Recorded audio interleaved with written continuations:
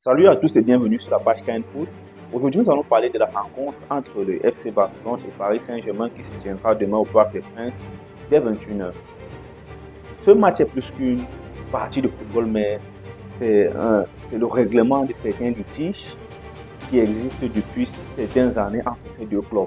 Déjà, je vais revenir un peu sur quelques petits aspects passés, quelques petits points passés qui font que la rencontre demain sera vraiment palpitante.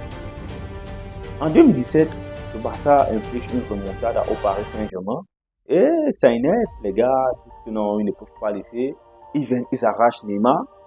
Ils disent que Neymar, le petit là, il coûte combien? C'est même lui qui nous a dérangé comme ça là. Il coûte combien? On dit, bon, plus de 200 millions. Il dit, 200 millions seulement. Non, moi je suis un Qatari, moi j'ai de l'argent. Hein. Les gars sortent, ils baillent la clause libératoire. Les Parisiens. Non, vous exagérez. Non. Après, il vient encore, non, mais il va racheter aussi. On dit qu'il va, lui, on a 90 millions. 90 millions, pourquoi? On dit, vous avez pris Neymar, s'il vous plaît, excusez nos vies. On ne voulait pas vendre Neymar parce qu'il était dans notre projet.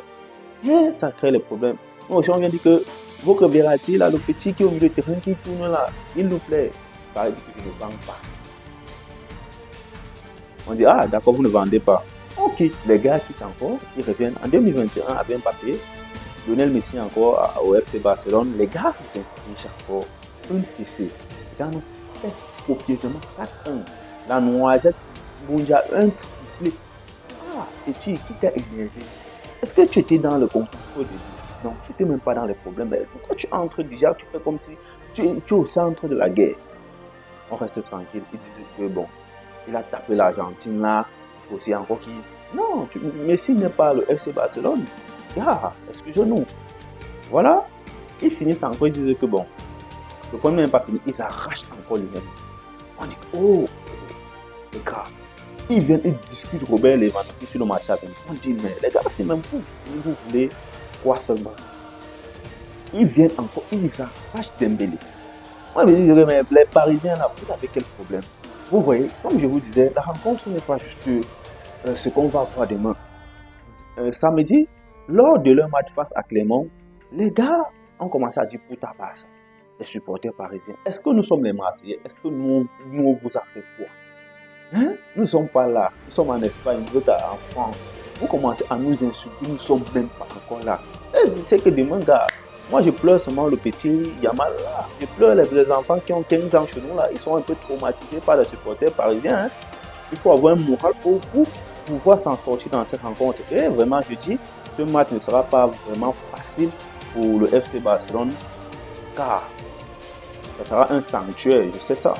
Seulement, c'est rien, c'est le football, et le football, il faut répondre présent sur le terrain, et c'est ce que nous allons faire. Demain, je pense que Xavi a des arguments pour gagner. Déjà, le milieu du terrain du Paris Saint-Germain n'est pas supérieur à celui de Barcelone. Et moi, d'abord, quand je vais regarder une équipe, je commence par son milieu de terrain. Parce que si le milieu du terrain est performant, l'équipe aura une certaine équipe.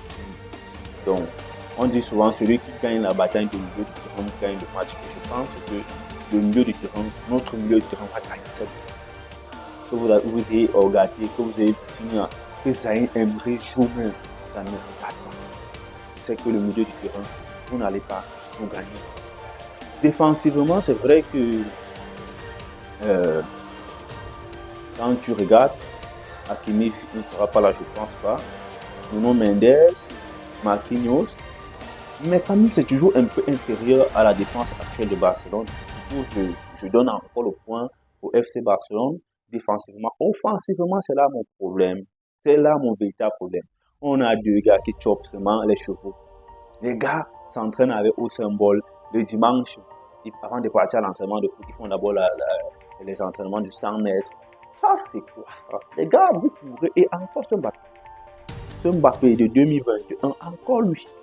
Donc il va venir, et il a même encore dit qu'il va au Real Madrid. Ça fait plusieurs problèmes à régler en même temps. On n'a pas le temps de régler seulement les problèmes. Non, Mbappé, c'est quoi avec toi?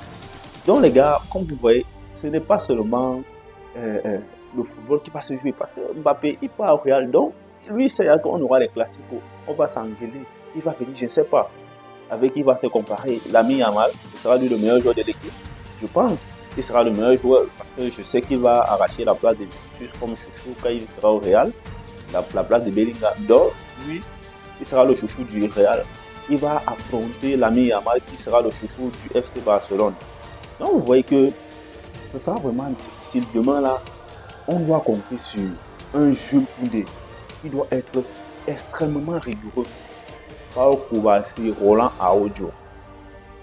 Joao Cancelo, je sais qu'offensivement, il va tellement emporter, mais il a certaines lacunes défensives. Mais il faudrait qu'il soit aidé réellement par Rafinha. Et je pense que ça va aller. S'il est bien aidé par Rafinha, tout va se faire normalement. Donc, quelle composition moi je voudrais que Xavi fasse, pardon. J'aimerais que Xavi fasse la composition classique qu'il a eu à faire depuis 5 derniers matchs. Ja, Ter Stegen dans le goal, Araujo, Koubassi, Cancelo et Jules Koundé. Au milieu de terrain, je fais un milieu de terrain avec Stensen devant la défense, Gundogan à côté de lui et un Frenkie de Jong. C'est vrai qu'il revient des blessures, mais ne fait pas confiance normalement à Sergio Roberto. Vous savez tous pourquoi? Non. C'est vrai que les 2 derniers matchs qu'il a joué, il a été performant et qu'il a montré de très belles choses. Mais c'est quand même Paris et il faut quand même s'en méfier. Du coup, je préfère qu'un Frenkie de Jong, même pour les 65 premières minutes, soit titulaire. Après, en fonction de la physionomie du match, Xavi voit qu'il peut mettre là-bas. Si Simon, Sergio Roberto, ça dépend. Aussi, vous savez que nous avons les cartons jaunes, il y a des joueurs qui seront sur les cours de suspension. Ça dépend si on réussit à marquer rapidement et qu'on peut faire reposer certains joueurs, c'est important. Donc, la ligne d'attaque, vous savez, je préfère Rafinha, Lewandowski et Lamine Yamal. Avec ces compositions, moi je pense que le Barça s'imposera 3-1. Il faut pas que quelqu'un se demande. Dites-moi en commentaire quel est votre pronostic et si mon pronostic vous trouvez que c'est exagéré pour un pronostic supporter.